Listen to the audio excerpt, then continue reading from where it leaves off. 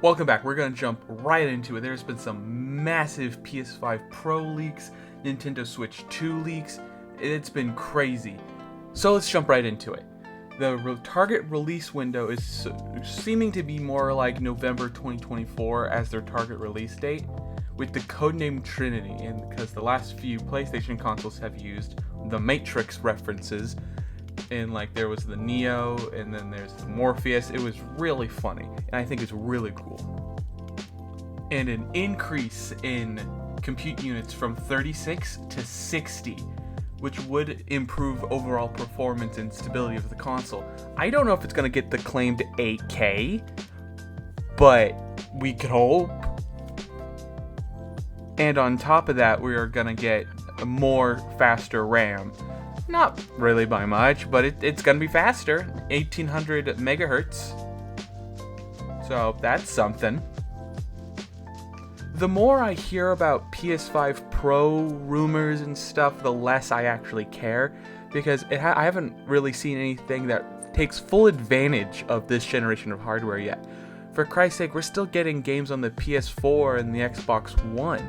Like, if this, generation...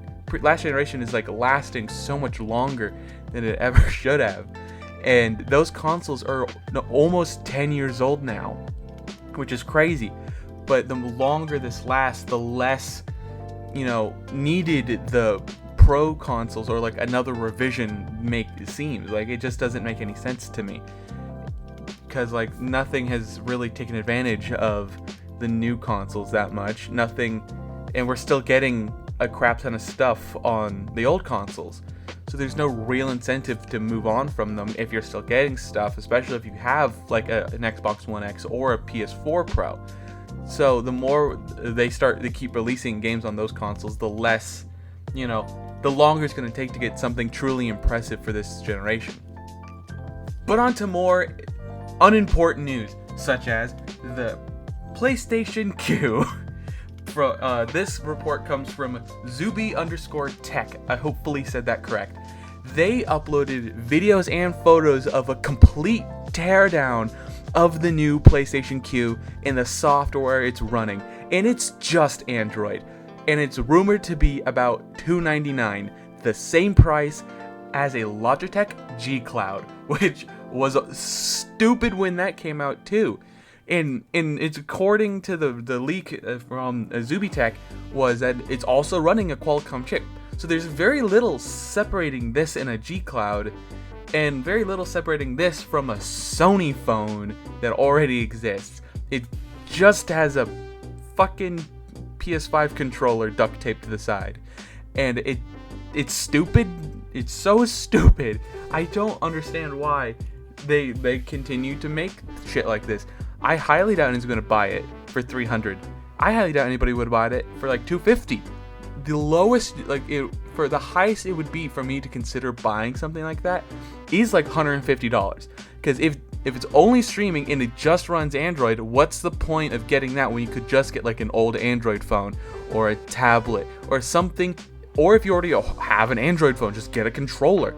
There are so many infinitely cheaper ways to achieve the same fucking thing. It's ridiculous that PlayStation thinks this is what we want.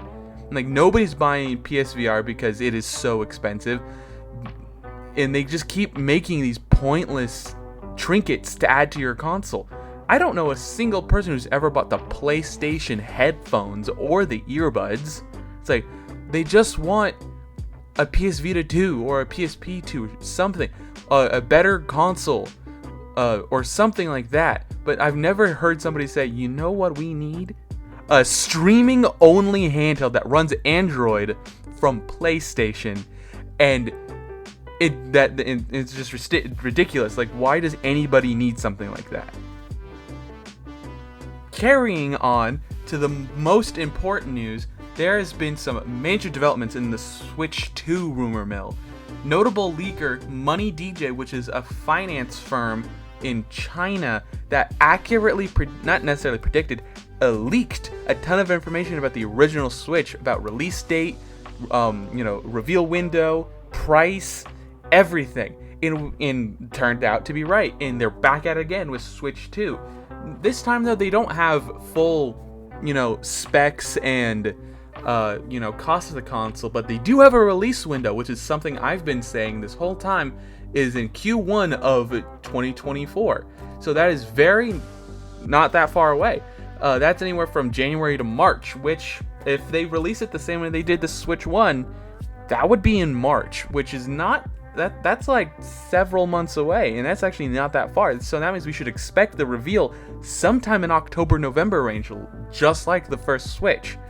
And I think the chances of this being true are pretty high, in my opinion, because it's very consistent with how they were in the past. This is a reliable leaker who accurately, leaked information pertaining to the first Switch, and they're back at it again, talking about the release date of the Switch 2.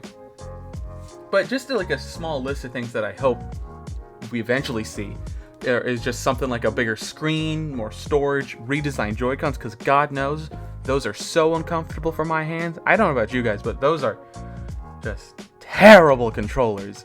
And I've had to replace the analog sticks in my Joy-Cons for drift 2 or 3 times each. It is ridiculous.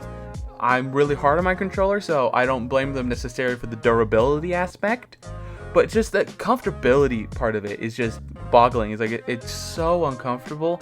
I fully switched to using the Hori Split Pad Pros just because it's a more comfortable and ergonomic feel, and I got like a case for it and everything. It's fantastic. Another bit of Nintendo news is that Nintendo has been telling developers to wait for Switch 2. Ubisoft, during the Microsoft Activision case, had to tell them, about had released a bunch of their communications in accordance to the case. And one of the things that got released was Nintendo telling Ubisoft to wait till next generation to release the next Mario and Rabbids game, due to the, better performance that they should expect from it. And according to Ubisoft, they didn't listen, and that game runs terribly, and it looks ass ugly, and they should have listened to Nintendo, but they wanted to release the game and they released it anyways. And according to that filing, they're not the only ones who were told this. Several other developers have been told to wait for Switch 2 because of the increased performance. And I'm like, that brings even more cadence to the previous rumors as discussed from Money DJ. And that's just insane. Like, all this is, really, coming fast. Every other week there's some massive new developments. Like, even just recently, we've gotten rumors of Pokemon Legends Unova game potentially coming out from a notable Pokemon leaker. He didn't necessarily say exactly that. He just said it is not out of the cards from the sources he's had. It's not going to be like Shining Pearl and Diamond, but it might be probably another Legends game with how things are looking from his perspective. And that excites me to no end, because Pokemon Unova region was my favorite. The Black and White and Black and White 2 games were my favorite Pokemon games growing up as a kid. I have 230 hours in Pokemon White 2. I can't wait. I hope this is real.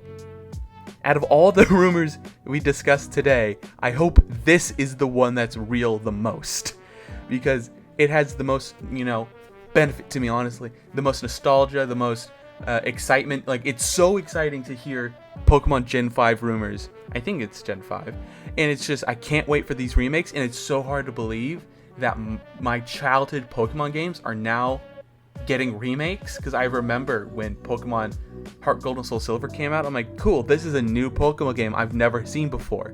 Because, of course, it was to me, but I didn't know that Game Boys existed because I was incredibly young. And I was so happy to have these games, and I hope that I have that same feeling of just sheer awe and excitement for a Pokemon remake game like I did for Heart Gold and Soul Silver and Omega Ruby and Alpha Sapphire, because those were great games, some of my favorite games on their respective consoles, some of my favorite games in their respective generations. And I just hope Pokemon Legends Unova is a real thing and it runs and looks better than Arceus, because God, that game looks like a burnt baked potato. Like, why does it look the way it does? It doesn't have to. Game Freak, please. But yeah, that about covers it for all leaks and rumors. I just want to say here at the end, to subscribe, maybe leave a like, leave in the comments what you want me to cover in the future. And I think that might be helpful because I don't want to hit that video idea wall.